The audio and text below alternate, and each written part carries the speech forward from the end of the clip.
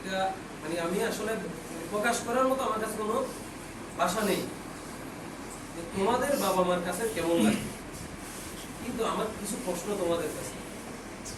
ধরো আমার বাবা, আমি আমার কথা বলি, আমি যখন এসএসসি পাস করছি তখন আমার বাবা দেশে ছিল না। আমি যখন ইন্টার পাস করছি তখন আমার বাবা দেশে ছিল না। আনফরচুনেটলি যখন আমি তোমার মানে ইউনিভার্সিটি লাইফে আসি তখন আমার বাবা দেশে চলে আসে। আমি ওই ঘটনা না বলি, অনেক কিছু আমার জীবনে ঘটে যায়, চাকরিও করি, পড়াশোনাও করি। আমি দেখছি যেদিন আমি আমার অনার্সের রেজাল্ট আমার বাবাকে বলছি যে বাবা আমি পাস করছি, তখন আমার বাবা বলছে কিসের রেজাল্ট দিচ্ছে, অনার্সের রেজাল্ট দিচ্ছে।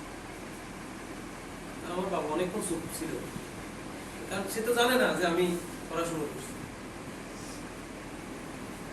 তো আমি সেদিন দেখছি যে আমার বাবার অনুভূতিটা কেমন ছিল, কিন্তু সে প্রকাশ করতে পারে।